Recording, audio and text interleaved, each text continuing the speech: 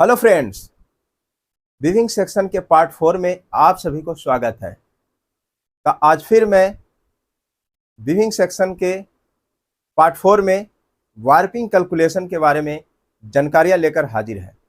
तो बने रहिए वीडियो के अंत तक। अगर आप मेरे चैनल पर नए हैं तो चैनल को सब्सक्राइब कर लीजिए, बेल आइकन को प्रेस कर दीजिए ताकि इस तरह का इन्फॉर्मेटिव वीडियो का नोटिफिकेशन सबसे पहले आपके पास पहुंचे। तो स्टार्ट करते हैं आज का टॉपिक। जैसा कि आप जानते हैं कि वार्पिंग प्रोसेस दो तरह से होता है। एक होता है डायरेक्ट वार्पिंग और दूसरा होता है इनडायरेक्ट वार्पिंग। इनडायरेक्ट वार्पिंग को सेक्शनल वार्पिंग भी कहते हैं। तो आज हम सीखेंगे सेक्शनल वार्पिंग के पूरी जानकारियां देंगे, कैलकुलेशन करेंगे।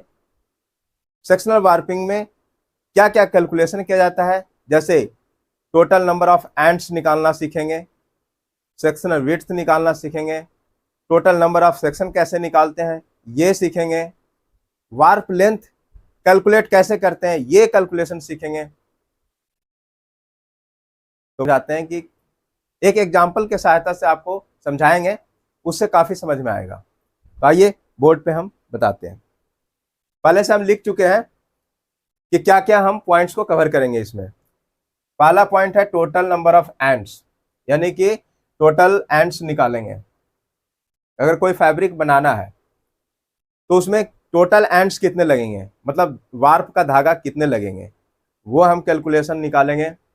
Total number of section, total number of section, जब सेक्शनल वार्पिंग की बात कर रहा हूं तो जो सेक्शन तैयार होते हैं वो कितने सेक्शन तैयार होंगे उस विड्थ में, वो हम कैलकुलेट करेंगे।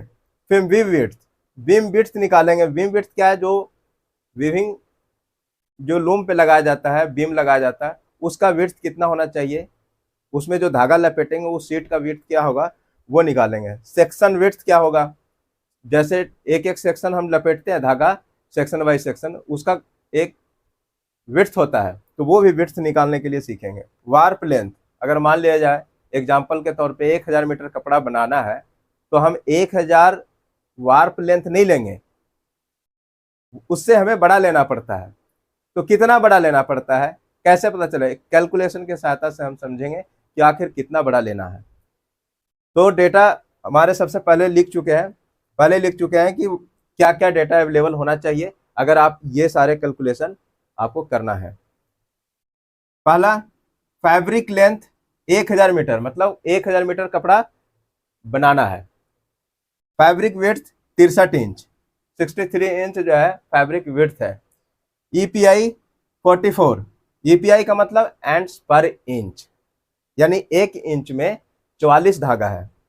वार्प रिगेन 11%, ये वार्प रिगेन क्या है, यानी एक एग्जांपल से समझाते हैं कि 1 मीटर कपड़ा लेते हैं, ठीक है, और इस कपड़े को इसमें से एक धागा निकालते हैं या दो धागा निकालते हैं, वार्प का धागा, ताना का धागा, और धागा को निकाल के देखते हैं कि जो 1 मीटर कपड़ा था क्या उससे बड़ा हो रहा है खींचने के बाद। और बेसिकली है कि बड़ा होगा, क्यों, क्योंकि उसमें क्रिम्प आ जाता है। जब वीविंग से निकालते हैं धागा, कोई वीव किया हुआ धागा निकालते हैं तो वो क्रिम्प उसमें रहता है और खींचने के बाद वो बड़ा होगा ही होगा। तो कितना परसेंट वो बड़ा होगा वो कहलाता है वार्प रिगन। यहाँ क्या वार्प रिगन लिया, 11%। रीड स्पेस, जो लूम के ऊपर रीड लगाया जाता है उसका कितना विड्थ होगा, तो ये हम एक एग्जाम्पल में लिए हैं 87.37 inch. Krill capacity, krill capacity 240। ये क्रिल कैपेसिटी क्या है, जो वार्पिंग करते हैं, वार्पिंग बीम तैयार करते हैं तो उस समय जो क्रिल पीछे लगा हुआ रहता है और क्रिल स्टैंड में कई खूंटी लगे हुए रहते हैं, वो खूंटी पे हर कोन को माउंट किया जाता है। जितने खूंटी होंगे उतना कोन उस पे लगेगा, यानी कि नंबर ऑफ जितने उसमें खूंटी है वो उसका उतना कोन लगेगा और उसका वो कैपेसिटी कहलाता है। इसको कहते हैं क्रिल कैपेसिटी। तो क्रिल कैपेसिटी भी समझ में आ गया। अब हम चलते हैं एक एक करके हर एक पॉइंट्स को निकालते हैं, कैलकुलेशन सीखते हैं। तो सबसे पहले टोटल एंड्स सीखता है।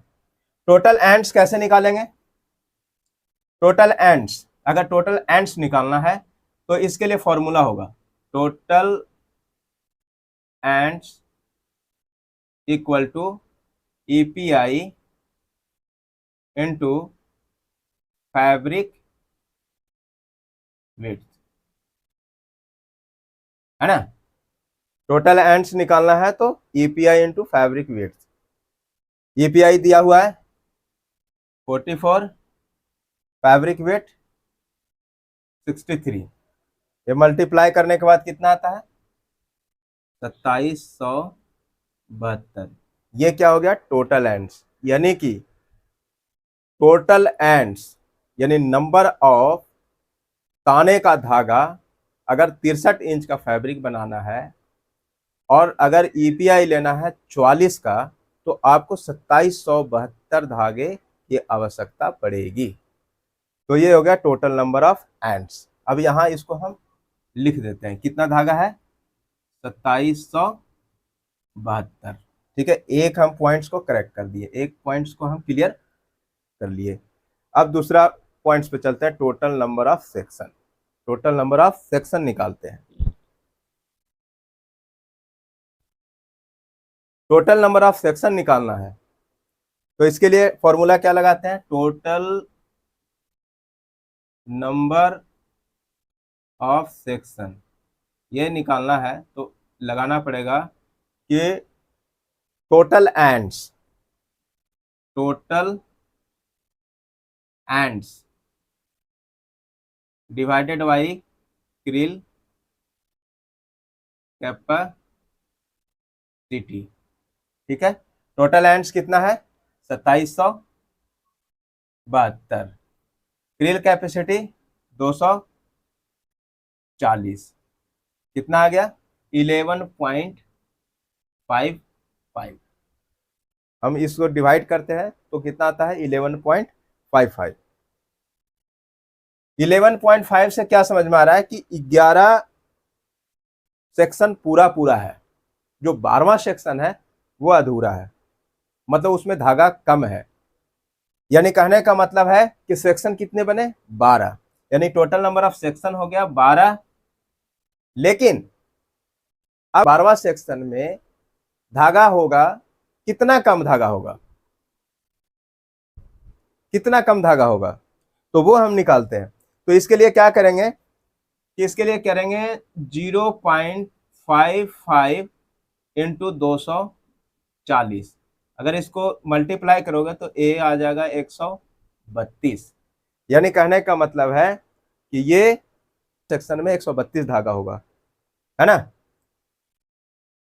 यानी 11 जो सेक्शन है वो पूरा पूरा होगा 240 धागे का, और 12वां सेक्शन होगा 132 धागे का। क्यों, क्योंकि वो 12वां सेक्शन ये जो अंक निकला जो 2772 डिवाइडेड बाई 240, ये आपका पूरा पूरा पूरा अंक नहीं निकला, 11.55 है, इसीलिए ये 12वां सेक्शन जो होगा वो उसका धागा का संख्या 132 होगा। अब समझ में आ गया टोटल नंबर ऑफ सेक्शन कितना है, यहाँ पे लिख देते हैं।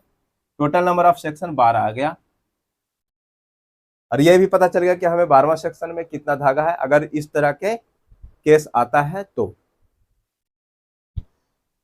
दूसरा पॉइंट भी क्लियर हो गया। अब सीखते हैं, अब निकालते हैं बीम विड्थ। तो बीम विड्थ निकालने के लिए क्या करते हैं, तो बीम विड्थ का निकालने के लिए बीम विड्थ निकालने के लिए फॉर्मूला क्या होगा, फॉर्मूला होगा रीड स्पेस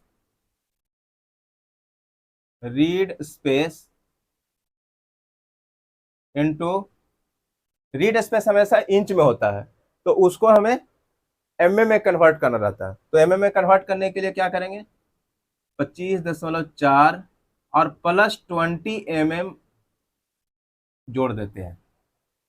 अब आप कहोगे कि 20 mm क्या है, 20 mm जो है कोई भी बीम तैयार करते हैं तो जितना रीड स्पेस होता है, जितना बीम के लेंथ होता है या विड्थ होता है, उतना हम उससे थोड़ा सा बीम विड्थ ज्यादा रखते हैं। क्यों रखते हैं, क्योंकि अगर मान लीजिए कि एकदम बिल्कुल एंड टू एंड अगर धागा लपेट देंगे तो जब वीविंग के समय अनवाइंड होगा तो क्या होगा कि वो धागा दोनों फ्लैंज में रगड़ खा करके और वो टूटना स्टार्ट हो जाएगा। इसीलिए दोनों तरफ आपको गैपिंग रखना बहुत जरूरी है, इसलिए प्लस 20 mm की है। समझ में आ गया, यानी रीड स्पेस कितना अपना है अपना रीड स्पेस है 87.37 87.37 इंच और इंटू 25.4 और प्लस 20 mm, इस 2239 है ना, 2239.198 इतना mm बीम का जो विड्थ होगा वो इतना mm होगा। समझ गए? ये भी अपना बीम का विड्थ वाला भी पॉइंट क्लियर हो गया। बीम विड्थ कैसे निकालेंगे कि read space into 25.4 plus 20 mm, 20 mm कहाँ से लेते हैं वो पता चल गया। तो इस तरह से आपका इतना mm आपका विड्थ, जो बीम का विड्थ लेते हैं उसको mm में लेते हैं। अब बीम विड्थ को यहाँ लिख देते हैं, कितना आ गया 2239। अब अगला निकालते हैं सेक्शन विड्थ। जो अब सेक्शन तैयार किया जाता है बीम के ऊपर, वो उस एक सेक्शन का क्या विड्थ होगा। Beam width into krill capacity divided by total ends, यानी कि बीम विड्थ कितना आया, बीम विड्थ आ गया 2239 इंटू क्रिल कैपेसिटी है 240 डिवाइडेड बाई 27,72 आता है। इसको हम 194 भी लिख सकते हैं। ये बीम, ये क्या है सेक्शन विड्थ है, 194 क्या है mm में है। ठीक है, क्लियर हो गया, सेक्शन विड्थ भी निकल गया, कितना आ गया 194 mm। ये भी आपका बीम विड्थ mm में है। ठीक है, और ये यांस है। अब निकालते हैं वार्प लेंथ। ये सबसे इंपॉर्टेंट है वार्प लेंथ। जैसे 1000 मीटर पहले ही बता चुके हैं कि हमें फैब्रिक कितना मीटर बनाना है 1000 मीटर। अब 1000 मीटर बनाना है तो कितना मीटर धागा लेंगे, तो उसके लिए क्या फॉर्मूला होता है ये देखते हैं। 5वां पॉइंट है वार्प लेंथ कैसे निकालते हैं। वार्प लेंथ निकालने के लिए क्या करते हैं, फैब्रिक के लिए क्या फॉर्मूला होता है ये देखते हैं। 5वां पॉइंट है वार्प लेंथ कैसे निकालते हैं। वार्प लेंथ निकालने के लिए क्या करते हैं, warp length equal to fabric length into 100 plus warp regain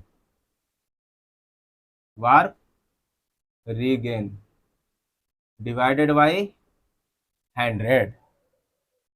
ये वार्प लेंथ निकालने का फॉर्मूला है, fabric length into 100 plus warp regain divided by 100। ये वार्प रीगेन आप समझ गए, और कितना लिए हैं वार्प रीगेन है। फैब्रिक लेंथ कितना है 1000 मीटर, 111 डिवाइडेड बाई 100। इसका अगर कैलकुलेशन करते हैं तो आता है 1110 मीटर। यानी अगर आपको 1000 मीटर कपड़ा बनाना है तो आपको वार्प लेंथ कितना लेना है 1110 मीटर। ध्यान रहे कि अगर इसमें नोटिंग होना है, वीविंग जब होता है तो वहां पे नोटिंग होता है। नोटिंग क्या है, मतलब इसको हम हिंदी में मरोड़ी कहते हैं, या क्षेत्रीय भाषा में हमारे मरोड़ी कहा जाता है। जब मरोड़ी करते हैं तो वहां पे धागा कुछ काट करके हटा दिया जाता है, यानी वेस्ट होता है। फिर वीविंग पे जाता है, रीड में और हील डाई में जब पास किया जाता है तो वहां भी कुछ धागा वेस्ट होता है, तो उसको ड्राइंग कहते हैं। यानी नोटिंग और ड्राइंग के समय जो धागा वेस्ट होता है वो कितना होता है, लगभग 4 से 5% धागा वहां वेस्ट हो जाता है। तो आपको 4 से 5% इसमें ऐड भी कर लेना है।